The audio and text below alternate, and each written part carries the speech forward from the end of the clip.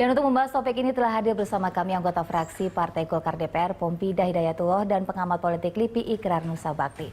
Saya langsung ke Mas Pompi. Mas Pompi, ini dari Golkar sendiri benar tidak judul yang tadi kita sampaikan, Golkar meradang begitu JK sudah mulai di... Kalau JK digadangnya betul, tapi kalau Golkar meradang ya memang sebenarnya kurang tepat ya, karena Golkar itu kan adalah partai yang paling dinamis. Oke, kurang tepat, karena itu kita minta klarifikasi, kita kasih tanda tanya tadi, meradang ya, benar atau tidak? Betul, ada tanda tanya, saya lupa. Tapi ya istilah partai yang sangat dinamis, jadi ketika ada isu apapun juga, kalau terjadi perbedaan pendapat itu normal-normal saja. Apalagi belum terjadi proses politik untuk mengambil keputusan. Jadi biasa-biasa saja. Nah, masalah pencapresan ini kan sebenarnya sudah terjadi proses politik untuk pengambilan keputusan, yaitu Rapim di tahun 2012 kemarin yang menetapkan bahwa Abu Rizal Bakri adalah satu-satunya capres dari Partai Golkar. Nah, sudah final itu sebetulnya. Intinya apabila ini memang mau direvisi ataupun mau dievaluasi ataupun mau diganti sama sekali keputusannya, nah ini harus ada proses politik yang sama, yaitu Rapimnas lagi.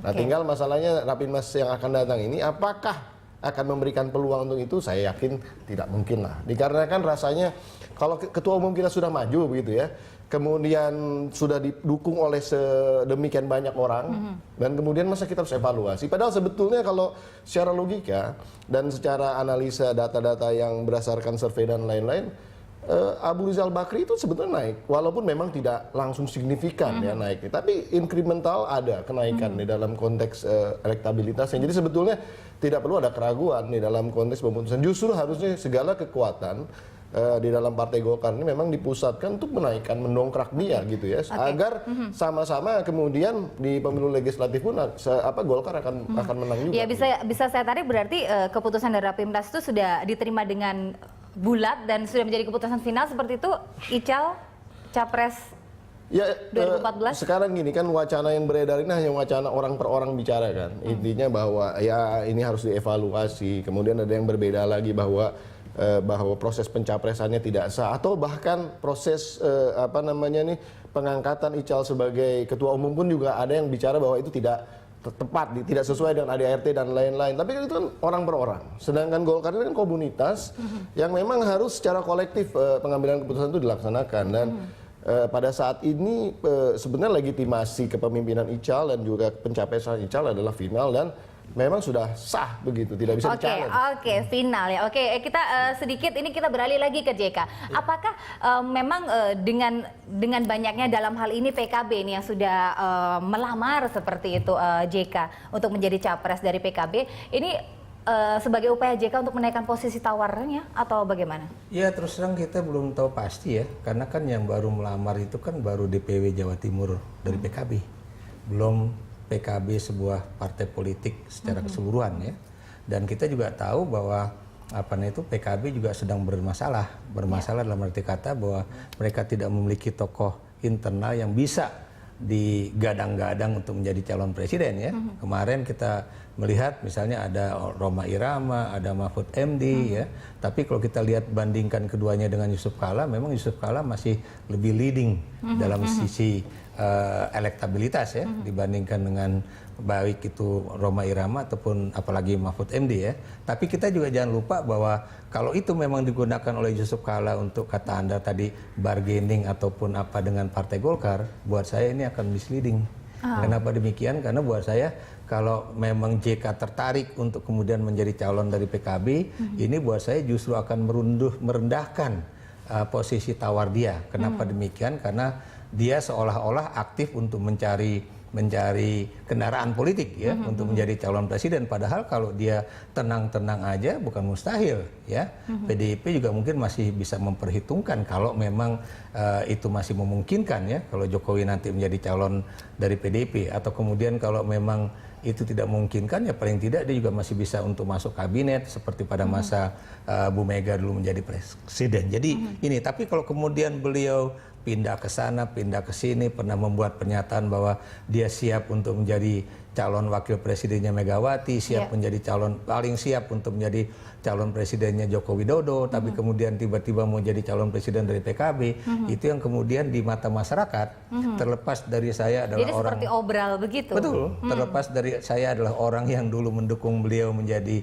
calon presiden pada 2009, itu buat saya itu akan membingungkan orang-orang yang menjadi apa namanya itu dalam tanda kutip pendukungnya. Oke, Mas Pompi dari tadi mengangguk-angguk mengamini seperti itu. Wah, 100% betul itu. Jadi intinya, dan sebetulnya Pak JK sudah membuat pernyataan secara formal kepada beberapa media dan sudah di-quote oleh media-media tersebut bahwa sebatas wacana saja pencapresan daripada PKB itu. Jadi intinya tidak ada deal apa-apa, dan betul sekali, saya sepakat sekali.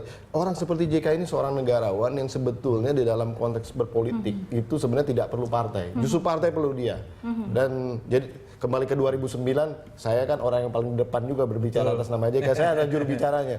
Sampai sekarang pun hati saya tetap di JK. Walaupun secara partai kita tetap harus hormati berbagai macam aturan partai yang sudah memutuskan Abu Rizal Bakri. Oke, berarti ada peluang tidak jika nanti JK bisa maju melalui Golkar? Meskipun tadi Anda sudah bilang ini melalui Rapimnas sudah final seperti itu.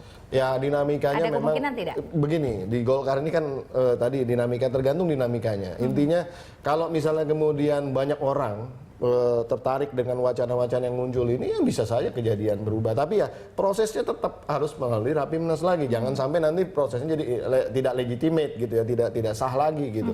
Nah, kalau prosesnya itu berlalu dan kemudian memang bisa melakukan perubahan, tapi kan ini kan harus ada kerja politik. Dan menurut saya Pak JK sudah tidak tadi, karena beliau ini negarawan dan beliau sebenarnya suka tidak suka Golkar juga butuh Pak JK gitu, dan caranya bagaimana memaintain dia, menurut saya salah satunya adalah jangan adanya pembatasan opsi terhadap seorang JK untuk mengekspresikan ataupun merealisasikan visi-visi politiknya gitu. Itu aja sebenarnya. Ini berkaca dari 2009 dan dari hati kecil Anda serta melihat dari kondisi sekarang di partai, kemungkinan berapa persen sih JK bisa dimajukan sebagai capres? Kalau di dalam konteks persentase tentu harus ada survei yang akurat ya. Jadi kalau kita bicara kuantitatif susah kita bicara vonis persentase. Tapi namanya politik, isu satu pun, kecil apapun gitu bisa menjadi isu yang besar. Begitu juga isu yang besar bisa diperkecil. Jadi tergantung aja nanti. Kita lihat karena kan masih wacana menurut jalur Rapimnas ini juga masih berbeda-beda kok. Belum ada satu kesamaan. Hanya wacana-wacana, berarti tetap Rapimnas itu sudah final itu Ical Capres 2014. Oh, masih kerar. Anda melihatnya soliditasnya seperti apa, Mas? Apakah memang benar-benar semuanya satu suara mendukung Ical, atau justru ada beberapa suara seperti ada pernyataan juga dari kadernya yang menyatakan ini tidak tepat pencapresan Ical? Iya, jadi kalau kita lihat ya, ini kan Golkar juga harus menjaga soliditasnya ya. Dan kemudian kita juga tahu bahwa dalam tanda kutip pertarungan politik antara Ical dengan Bang Akbar Tanjung itu juga almost finish lah ya, dengan adanya pernyataan Bang Akbar bahwa mari kita dukung Abu Rizal Bakri.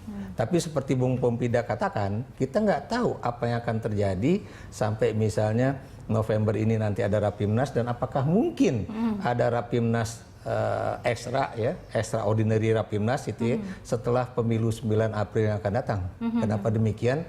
Karena pemilu 9 April tahun 2014 itu juga akan menentukan kira-kira Golkar ini akan berkoalisi dengan siapa. Dan itu yang juga menentukan juga apakah Abu Rizal Bakri akan tetap dimajukan ataukah kemudian diganti. Dan Anda juga tahu persoalan bukan cuma persoalan politik saja, persoalan ekonomi juga bisa saja menjadikan perubahan kandidat calon presiden dari Partai Golkar ya. Nah, ini kita menarik nih, kita juga ingin mengetahui gonjangannya seperti apa sih di dalam internal Golkar sendiri dari Mas Pompi, tapi saat lagi kita harus jeda pariwara. Tetaplah bersama kami pemirsa.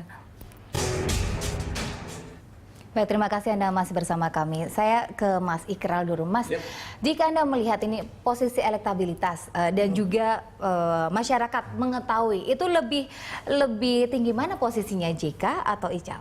Oh, kalau dari sisi tinggi JK atau Ical jelas ya, terlepas dari orang mengatakan bahwa ada juga lembaga-lembaga survei yang katanya dibayar ya. Tapi menurut saya tetap Abu Rizal Bakri untuk saat ini memang lebih tinggi daripada Yusuf Kala. Kenapa ini terjadi? Menurut saya karena mungkin saja Pak JK ini belakangan ini memang kurang muncul dalam berita-berita televisi ya.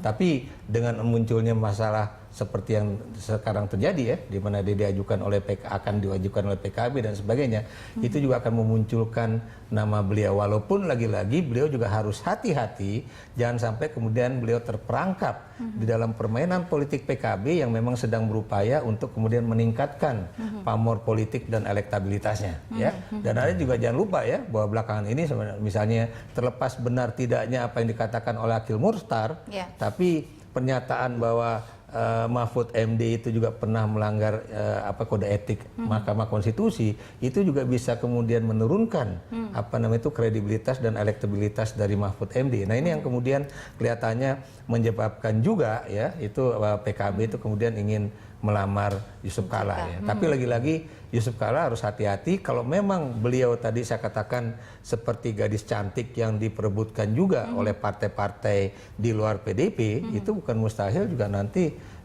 kalaupun memang beliau itu tetap memiliki satu visi yang baik untuk negeri ini, pasti akan ada yang melamarnya. Oke. Mas Pompi, di internal Golkar sendiri apakah tidak melihat potensi dari Yusuf Kala begitu? Banyak kalangan menilai justru Yusuf Kala lebih familiar seperti itu dibandingkan Ical dan lebih teruji seperti itu.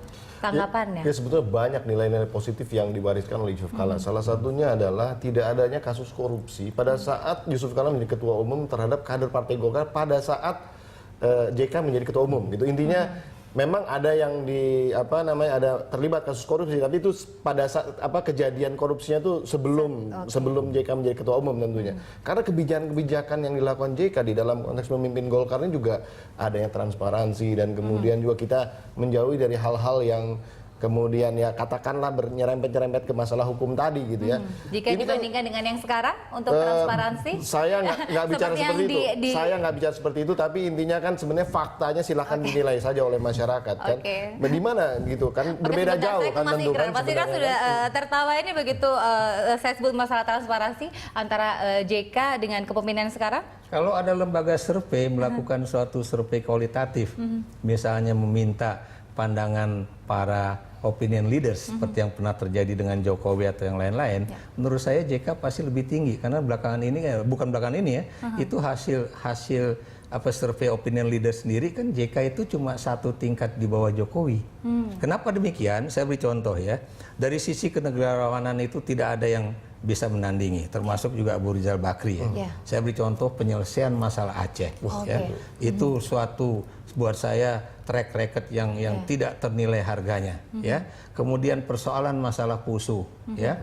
Dan kemudian bagaimana dia menangani masalah Maluku. Itu yang dari segi konflik. Dan Anda jangan lupa ketika itu dia bukan menteri koordinator bidang politik dan keamanan ya, masalah Poso dan Maluku, tapi dia masih Menko Kesra gitu. Dan kemudian ketika jadi Wapres, dialah yang menangani Aceh. Anda lihat juga dari sisi bagaimana menangani Golkar ya. Beliau itu masih berupaya untuk merangkul orang-orang yang menjadi lawan politik ataupun yang tidak mendukung dia pada pemilu pemilu di Golkar ya, di Munas di Denpasar itu. Tapi kemudian Anda bisa lihat bahwa kalau dilihat dengan yang sekarang, terlepas dari beliau tetap menjadi ketua umum Partai Golkar, tapi Abu Rizal Bakri itu melakukan hal yang buat saya tidak dilakukan oleh Akbar Tanjung ataupun oleh Yusuf Kala, yaitu beliau itu justru menggeser orang-orang yang dianggap bukan orang dia. Nah ini yang kemudian menjadikan konflik di internal Partai Golkar itu jauh lebih keras di era Abu Rizal Bakri dibandingkan dengan era Yusuf Kala. Jadi ini, dan kemudian bagaimana dia mendekati parlemen ketika terjadi konflik antara DPR dengan presiden, ya, itu menjadi suatu contoh-contoh kapasitas Yusuf Kala baik sebagai politisi ataupun sebagai seorang negarawan. Dan kalau itu memang difahami oleh masyarakat, sebetulnya harusnya elektabilitas dia bisa lebih tinggi. Belum lagi ada keputusan JK dalam konteks menyelamatkan bangsa ini yang memakai Golkar sebagai toolsnya, dan itu saya nggak bisa cerita sekarang, nanti lain waktu aja. Nah, semakin banyak nilai-nilai positif untuk Golkar ini sebenarnya, Mas, untuk bisa meningkatkan posisi Golkar seperti itu. Apakah hanya misalnya Mas Yoris, tidak ada kawan-kawan lain, Mas, yang ingin mengubah ini? hasil dari Rapimnas? Ya, kalau saya orang yang sangat patuh terhadap aturan. Intinya wacana apapun yang kita gulirkan harus mengarah kepada basis aturan yang jelas. Intinya kalau misalnya kemudian di dalam konteks aturan itu probability-nya sedikit, ngapain kita ribut-ribut gitu loh. Dikarenakan sebenarnya ini adalah injury time ya. Intinya Golkar nggak boleh terjadi tadi kekisruhan yang kemudian bisa menjeopardise-kan ataupun mempertaruhkan posisi Golkar di pemilu legislatif 2014 mendatang. Ini lebih penting gitu 2014 di pemilu legislatif. Perkara nanti kemudian kita menang atau tidak di dalam pemilu legislatif itu kan tetap aja posisi capres itu masih tetap terbuka gitu. Apakah nanti mau terbuka untuk evaluasi ataupun masih lebih penguatan terhadap pencalonan Ical, bisa saja terjadi, itu nggak ada masalah. Oke, tapi benar yang dikatakan Mas Ikrar, konfliknya sekarang jadi lebih keras seperti itu karena kebijakan-kebijakan yang sangat berbeda? Ya, kalau misalnya memang kebijakan memang banyak restriction ya. Jadi apa-apa begini ada hukumannya, apa-apa begini ada hukumannya, dan itu memang dilaksanakan gitu. Jadi kalau menurut saya di dalam konteks berpolitik, saran saya kepada teman-teman di DPP, justru dengan membuka peluang-peluang bagi teman-teman untuk melakukan exercise politik yang katakanlah lebih memberikan nilai tambah kepada Golkar, harusnya itu diberikan peluang yang jelas gitu. Tapi kan intinya sebenarnya dengan munculnya JK tetap identik kok dengan Golkar dan gerakan-gerakannya, aktivitas di PMI dan aktivitas sosialnya juga ini sebetulnya banyak memberikan kontribusi kepada naiknya elektabilitas Golkar, sebetulnya itu jangan dilupakan. Oke, baik. Kita akan melanjutkan ini perbincangannya, tapi kita harus jeda pariwara sesaat lagi. Tetaplah bersama kami pemirsa dalam dialog. Saya melanjutkan ke Mas Ikrar. Mas Ikrar, ini Golkar sudah tercermin sebagai partai yang besar, partai yang matang, dan sudah menghasilkan beberapa kader yang sangat baik dan qualified seperti itu. Apakah tidak menjadi negatif di mata masyarakat jika dari hasil Rapimnas akhirnya memunculkan hanya satu nama saja untuk pencapresan 2014 yang ternyata tidak dianggap belum terlalu tepat gitu di masyarakat ataupun beberapa kalangan? Kalau buat saya ya, sebagai seorang pengamat politik, saya harus berani mengatakan bahwa Golkar memang harus stick pada keputusan itu. Kenapa demikian? Ya, sebab kalau kemudian dia berubah, misalnya dari mendukung Abu Rizal Bakri mendukung yang lain, itu akan menimbulkan kebingungan politik pada tingkatan DPW, DPD atau kemudian macam-macam ya, DPC dan sebagainya ya. Berarti tidak baik secara organisasi kepartaian, justru nanti Golkar dipandang downgrade seperti itu. Saya yakin-yakinnya teman-teman di Golkar ya, termasuk pimpinan-pimpinan di tingkat atas, itu menyadari betul bahwa harga jualnya Abu Rizal Bakri ini tidak setinggi Megawati atau tidak setinggi Joko Widodo ataupun Prabowo Subianto. Dan menurut saya ya udah, Golkar stick aja sebagai partai terbesar di dalam pemilu legislatif atau partai nomor 2 terbesar pada pemilu legislatif, dan kemudian dia tetap berada di dalam kabinet pada kabinet yang akan datang ya. Dan kemudian tentunya dia akan bisa melirik kira-kira siapa yang akan menjadi teman koalisinya ya. Jadi memang Golkar bukan menjadi penentu di dalam koalisi itu lagi. Dan tapi juga kita juga pada saat yang sama Golkar juga harus belajar dari pengalaman kesalahan-kesalahan dari keluarnya anak-anak muda yang piawai dari Partai Golkar ya, teman-teman beliau ini ya, yang kemudian buat saya kalau itu kemudian dibina, dibuka kesempatan yang lebih besar ya, itu justru akan menjadi pemimpin-pemimpin dari Partai Golkar untuk masa depan ya. Jadi oligarki kekuasaan dari seorang ketua umum Partai Golkar itu memang harus mulai dikurangi.